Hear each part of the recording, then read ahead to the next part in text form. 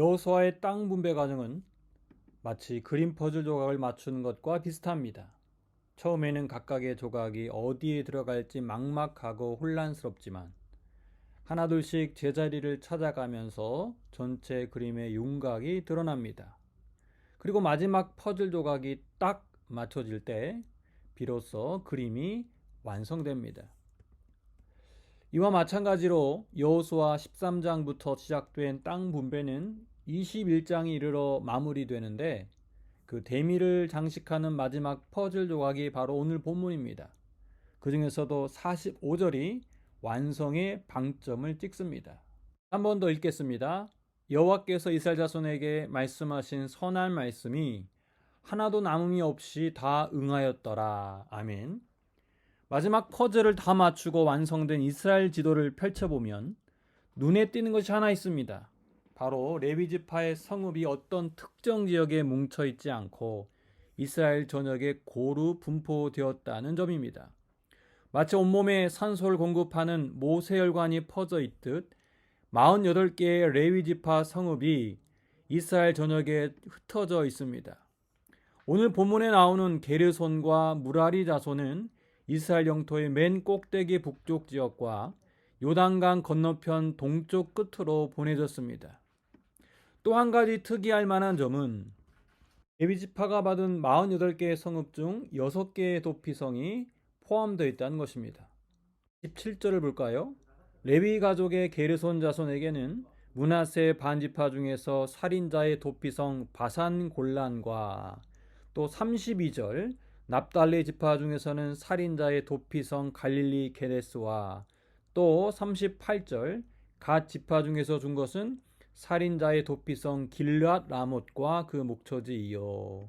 여러분 레위 지파 이런 독특한 땅 분배를 보면서 하나님의 의도와 그들의 사명이 무엇인지 짐작이 되십니까? 그렇습니다. 하나님은 레위 지파의 48개의 성읍이 이스라엘 곳곳에서 작은 성소가 되기를 원하셨습니다. 그들을 통해 율법의 말씀이 끊임없이 선포되기를 또한 바라셨습니다. 백성들이 생계 문제 때문에 혹여라도 신앙을 후순위로 미루지 않도록 영적 장치를 마련하신 것이지요. 하지만 레위 지파 입장에서 이것은 상당한 손해와 희생을 감수해야 하는 일이기도 합니다. 당시 인구수가 곧 힘이요 권력이던 시절 그들은 뿔뿔이 흩어져 살아야 했지요. 게다가 그들이 받은 땅은 농사를 짓기 위한 땅이 아니라 최소한의 생계를 위한 터전일 뿐이었습니다. 다른 지파의 11조와 헌물에 의존해야 했기에 삶이 그리 안정적이지도 못했습니다.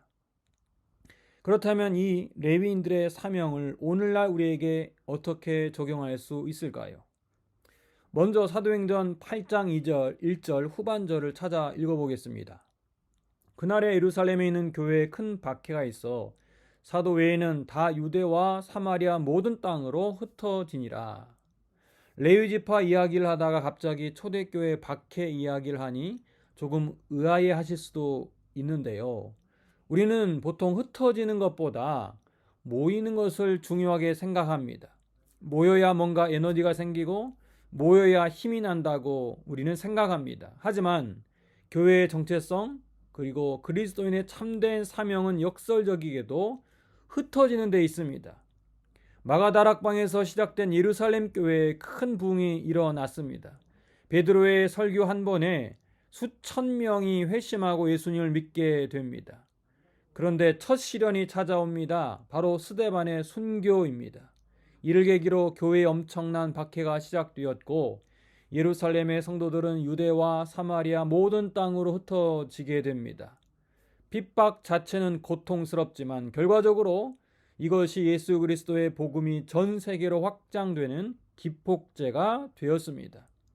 그들은 복음을 전하기 위해 떠난 것은 아니었습니다. 단지 살기 위해서 도망친 것입니다. 그러나 만약 그들이 예루살렘에만 머물렀다면 어떻게 되었을까요? 기독교는 그저 유대교의 한 분파로 끝났을지도 모릅니다. 초기 그리스도인들의 흩어짐은 박해의 결과였지만 하나님은 그것을 선교의 위대한 도구로 사용하셨습니다. 이 점을 우리는 주목해야 합니다. 만약 레위 지파가 자기들끼리만 모여 살았다면 말도 잘 통하고 신앙적인 분위기 속에서 편안했을 겁니다. 그러나 그들이 흩어져 각 지파의 영적 파수꾼 역할을 감당했기에 다른 12지파 전체가 깨어 있을 수 있었습니다. 오늘날 교회도 마찬가지입니다. 교회 안에 끼리끼리 문화가 강하다면 하나님의 은혜는 교회 담장을 넘지 못합니다. 마치 소금 덩어리가 뭉쳐있는 것과 같습니다.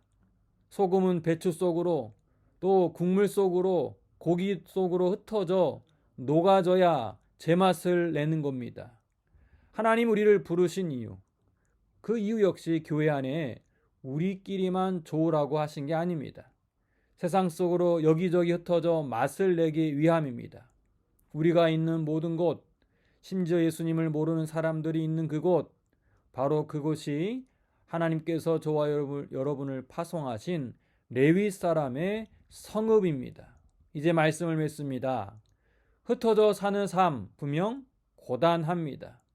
내 생각과 내 영향력을 마음 편히 펼칠 수 있는 익숙한 곳에 머무는 것, 그것이 당장 편합니다. 그러나 땅 분배의 결론인 45절을 우리가 단단히 붙들어야 합니다. 여호와께서 이스라엘 족속에게 말씀하신 선한 말씀이 하나도 남음이 없이 다 응하였더라. 아멘. 우리가 흩어져 살아가는 삶 현장이 때로는 척박한 광야 같고 외로운 요단 동편처럼 느껴지더라도 두려워하지 마십시오. 그곳은 우리 주님이 함께 하시는 거룩한 성소요, 누군가의 눈물을 닦아주는 작은 도피성입니다. 오늘도 저와 여러분이 흩어져 살아가는 그 삶의 현장이 하나님의 은혜가 충만하기를 간절히 소망합니다. 하나님, 레위 지파의 흩어짐이 오히려 이스라엘 전체의 영적 유익이 되었듯 우리 믿음의 사람들의 흩어짐이 세상을 향한 축복의 통로 되게 하옵소서. 예수님의 이름으로 기도합니다. 아멘.